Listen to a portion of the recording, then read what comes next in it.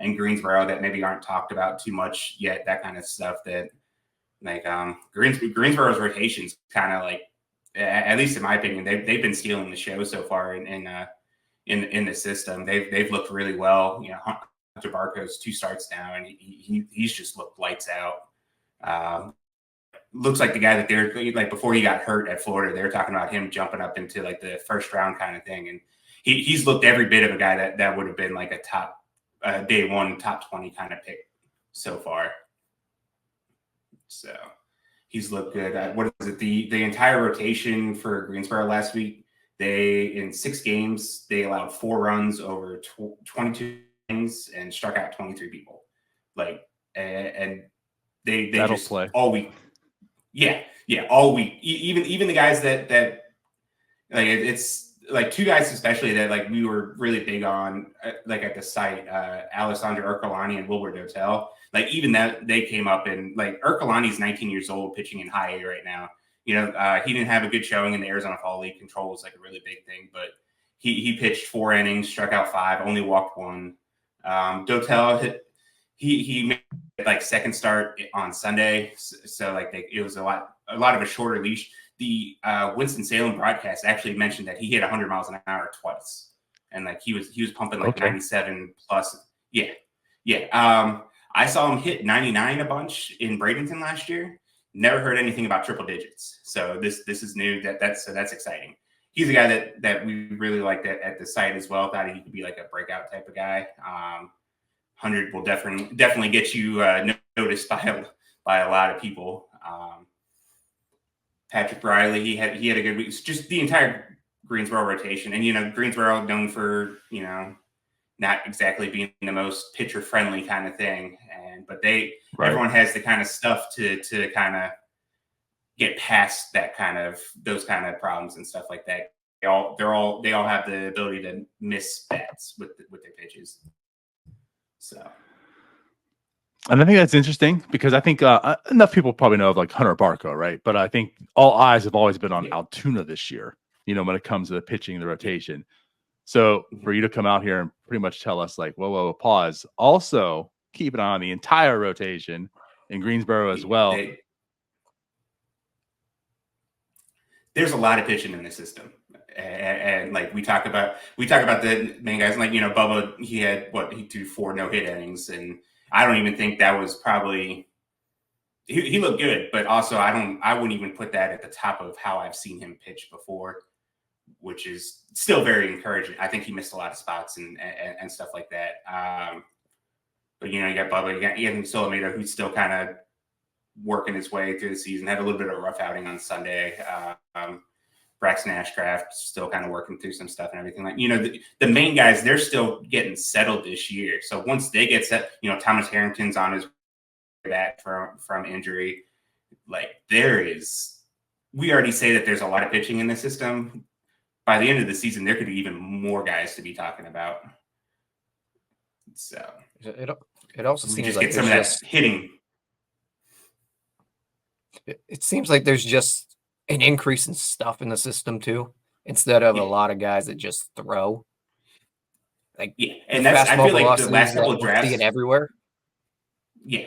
You could start seeing it with their last couple of drafts, and you could look at like the overall numbers and stuff like that. Maybe it wasn't pretty, and there was like a lot of reliever risk and stuff like that with a lot of, but there was an obvious focus to get like I was. There's obvious focus to get stuff in the system.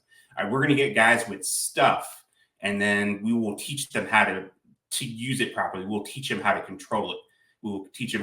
There's even a couple guys in Bradenton that the control is not good right now, but they have the stuff. If they can get that stuff if they can teach them how to throw strikes, then the list of pitchers just go so deep on there, and you can start seeing the draft strategy that. Maybe at first everyone's kind of like raising the eyebrow at, like, what are they doing here? Now you kind of like, okay, this is what's going on. This is what they're trying to do with it. I also think that's just the most effective way to fill out a bullpen in the long run as well. It's just you have all these guys with absolutely upside arms. Yeah. And you're not wasting $10.5 million on a reliever. Yeah, you got a 21-year-old that's pumping 100 miles an hour in Greensboro right now. Okay, maybe he's not a starter long term, but like let him. He's 21, so let him try as a starter, and then if it doesn't work, okay, we'll just go back to throwing 100, and we're going to stick you in the bullpen here, and good luck hitters trying to hit that. Yeah, I'm glad you bring that up because that was definitely some talking points, especially last draft when it was pitcher and pitcher and pitcher and they drafted a pitcher and they drafted a pitcher and it was just like and nothing they were but all like pitching and relievers. pitching and right. But right. So far you're starting to see some dividends from some of them. But like you said, like that just filling up this entire system with arms. And that's one thing. I mean, obviously you need arms, and we're seeing it firsthand these past few years from the major leagues why you need arms. So yeah, that's really interesting and nice to see because I think everyone felt this system was filled with arms already. And with you coming here telling us like there's probably going to be more at the end of the year, something to be hopeful about because I think it's been a while too since I've been kind of down on the farm system, to a degree for most of this rebuild and obviously like, this previous regime as well. So to see it like finally here, guys starting to actually develop, seeing some real talent, and there's just even much more coming. Definitely very encouraging.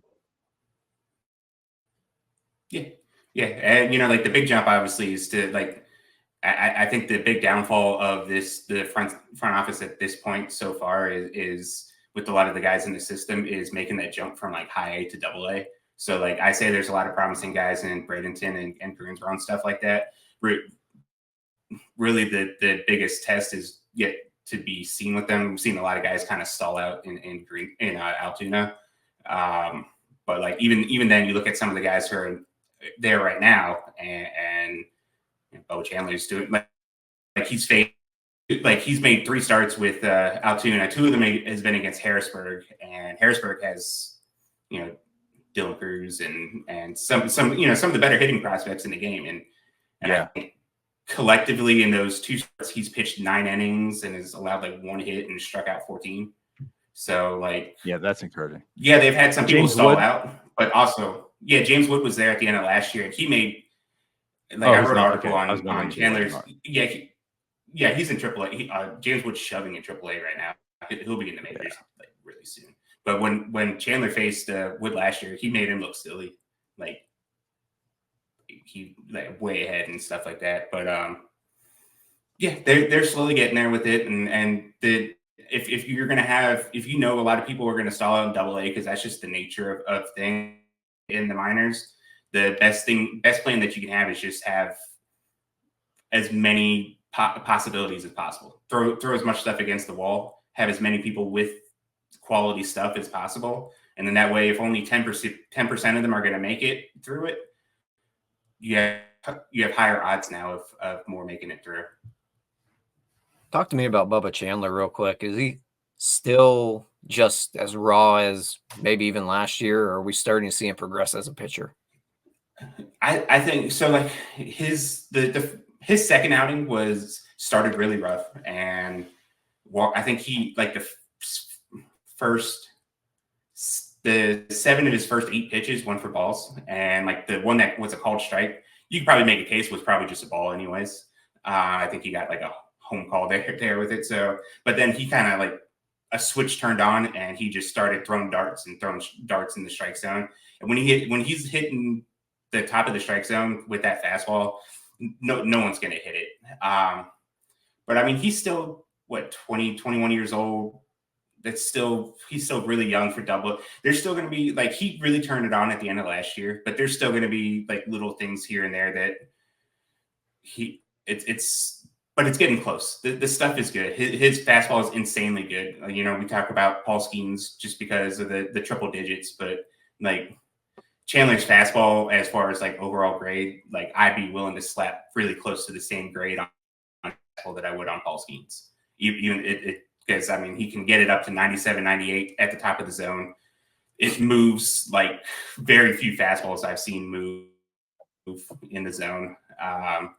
He has a really good changeup. The changeup is I don't think is talked about quite as much by other people with it, but like the arm action is nearly identical to the fact. Like you can't tell. Like I got to see him in Greensboro, his last start in Greensboro, and coming out the arm, you can't tell the difference. So it's either going to be 98 or it's going to be 88, and like if you just don't know. And so it's the changeup when he's hitting the bottom of the zone with it, that's unhittable as well. Still working on the breaking pitch a little bit. Just kind of needs to refine it a little bit. Nothing completely unusual for a 21-year-old on there. I think most of the time you're talking about a 21-year-old, and it's the changeup that needs the most work. So, like, I guess that's an okay trade-off with it. And if the changeup's going to be fine, then okay, let him work on the breaking ball a little bit. So I think he's still way ahead of where you would probably figure someone in his situation would be. And you think about, technically this would be his draft year if he had gone to college. So we'd be talking about, like, you know, where he would be drafted, and he's pitching in AA. So, and pitching well in AA. That's all fair and very encouraging. And I agree. Like, I felt he was going to be much more of a project to this point. Yeah. I think the development of last year, like how quickly it kind of came together that second half was huge, and where he's at right now. So yeah, I mean, that's a very, very good point. And man, again, just like super encouraging about these arms in the system right now.